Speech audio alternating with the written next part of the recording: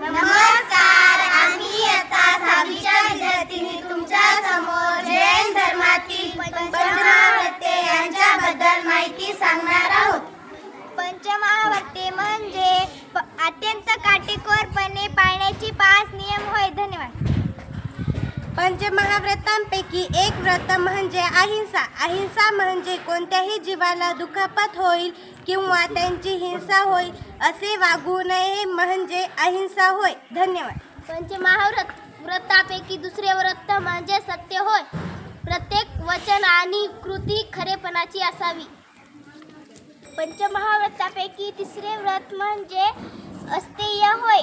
चोरी न करणे म्हणजे अस्तेय होय. धन्यवाद. पंचमहाव्रतापैकी चौथे व्रत म्हणजे अपरिग्रह होय. अपरिग्रह म्हणजे मनात हावभाव मालमत्तेचा साठा करण्याकडे माणसाचा कल असतो. हा साठा न करणे म्हणजे अपरिग्रह होय. धन्यवाद. पंचमहाव्रतापैकी पाचवे व्रत म्हणजे ब्रह्मचर्य होय.